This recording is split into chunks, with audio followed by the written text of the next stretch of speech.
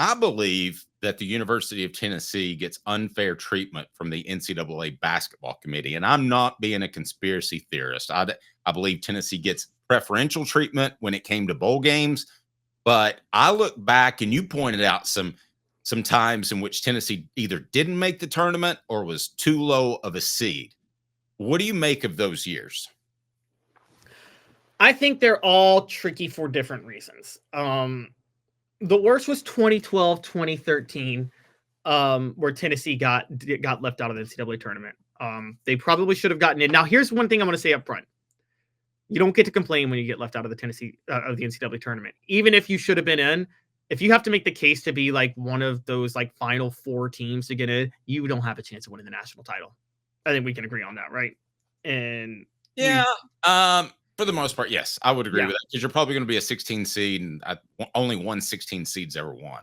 Yeah, exactly. 116. So, but I do think when Tennessee in 2013 got left out, I think that had to do with Conzo Martin's style of play was so boring. They didn't want that in the NCAA tournament, if I'm just being honest. They really didn't want that in the NCAA tournament. So I think they left him out when they were on the bubble. 2007, 2008, that was the time where Tennessee entered the weekend of the conference tournaments as the last number one seed, with UCLA, Memphis, and North Carolina. That last week, Tennessee got bounced out on the second day of the conference tournament when the tournament had to get moved to a smaller arena because of a tornado in Atlanta. And just a weird situation altogether. And Tennessee lost, and Tennessee got punished. They got bounced to a number 2 seed, and Kansas got the number 1 seed. The worst part about that, Tennessee didn't just get the number 2 seed. They got stuck in the toughest bracket for a number 2 seed because the number 3 seed in their region was Louisville, a team that we all felt was a number 2 seed caliber, which is why Tennessee didn't make the Elite Eight that year. That the kid broke his leg that was so nasty? No, that was 2013. Okay. That was when that happened. Funny enough, the kid that did that, Kevin Ware, he was committed to Tennessee before Bruce Pearl got fired. I remember that. Yeah. 2003, there were stories, you're right, and it's about the entertainment factor. Tennessee was one of the last teams in. They were trying to debate which one to put in, and one of Tennessee's starters, John Higgins, was academically ineligible. As we talked about, not because he wasn't doing well in school, it's because he took an insane course load that he shouldn't have been taking that year. He took 400 level math classes. Yeah. So you could give me 10 years and I wouldn't pass one of those. I wouldn't begrudge him of that. What I would begrudge him of is that he was advised not to do that, because that was the rule back then. And I don't know if it still applies. You had to pass 6 hours to compete in postseason play. So he didn't pass even 6 hours. That's how hard that course load was. And I can tell you that it was one of the most surprising moments of my life when they actually handed out a press release to the people involved and said John Higgins is not eligible for the NCAA tournament. And I just remember thinking, we were all at practice just standing around. It's not like it used to be behind a podium and all that stuff. And we were just like, oh my gosh, that is unbelievable.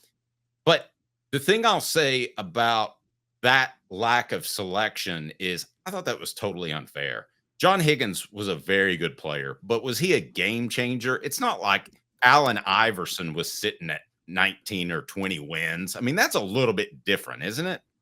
It is, but I never had a problem with that Tennessee team being left out of the NCAA tournament because they played such a bad schedule during the regular season. Buzz Peterson gave them a very soft schedule. And I think one of the things that hurt him, Dave, was that Tennessee lost, I'm trying to do the math here because I remember that they lost 5 of their last 7 games. And that included a 20-point loss at home to LSU, a loss at home to a stumbling Alabama team, and a loss in the SEC tournament to Auburn on the first day when Auburn and Tennessee were both on the bubble. Both of them were on the bubble. John Higgins academically ineligible, and Tennessee goes and gets draxed by Auburn. So at that point, do you trust the NCAA selection committee? Because I don't. I think they'll give Tennessee and a lot of other SEC teams the short end of the stick. And I believe that because it's viewed as a football conference. My question, if you believe that, is when does that change? Because if you look at the ranking, it's the number 1 basketball conference in the nation, the ACC, the glorified ACC. Do you know where it stands? Where? 5th. So this year it is. This year specifically it is because the SEC is getting a lot of national credit. The question actually, and Dave, last week I did a segment on this, the Ken Palm ratings. There's a question on whether or not the SEC is actually overrated this year. Because here's what they broke down, what I've always broken down, which is that these really highly rated conferences, data-wise, always flame out in the NCAA tournament for two reasons. They're not as good as we think, because think about this. You're only using data before January 1st. By the time January 1st starts, the conferences are just conference play begins. You can't measure them against each other at that point. Fair. And so we don't know how much better other teams in other leagues have gotten. But two, if they are the best conference, they're beating the heck out of each other in the regular season, and then they're worn down for the NCAA tournament. And they flame out. I think it's more the first that you said. You think it's the conferences you think it's more that it's hard to measure how good the conferences are. It is, but I mean, at some point, and you hate this, eye test has to pop into it at some point. I mean, I know that Alabama was very good last year. You know, Alabama was very good last year. I know that Kentucky has been really talented and really good before. Texas made the Final Four with Rick Barnes, but they weren't in the SEC at the time. Eye test, I think they're pretty good. This is why Dave never would have made it as a Jedi, and I would have. Because the Jedi teach you your eyes can deceive you. Don't trust them. You have to feel the Force, Dave. You seem more like a Hobbit guy to me. I do like Lord of the Rings, but no, Star Wars. I'm a bigger Star Wars fan. Oh, there's nothing. There's nothing. But Harry Potter is my favorite. Love Harry Potter. But Harry Potter and Lord of the Rings were the same thing. Are they not the same thing? No, they're not the same thing. Two totally different things. Anyways. Now, Rowling did kind of rip off a lot of what Tolkien did in Lord of the Rings, but she also ripped off C.S. Lewis. Anyways, to the point, all I'm saying is that, yeah, I'm sorry, you can't eye test when they're going against each other. You just can't. It's just impossible. There's a reason that, I mean, John Stockton and Karl Malone are Hall of Famers because of that pick and roll offense they ran all the time. But guess what? Once they got to the playoffs and defenses were quicker and had more length to get around it, their pick and roll offense was a total disaster, and they looked totally mediocre. Still pretty good. I mean, they made the finals, 3 years? Just twice. They made the finals twice, and their scoring was horrible in those finals.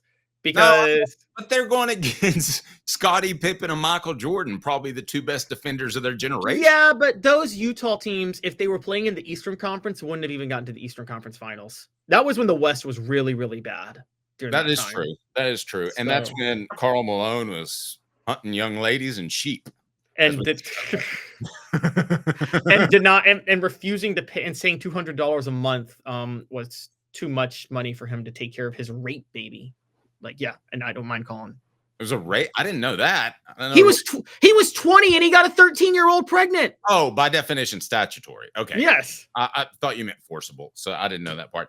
The show broadcasting from the Ted Russell Ford Lincoln Studios. I picked up my Jeep. I absolutely love it. Drove it this morning. I even drove it with the top down, and it was kind of chilly.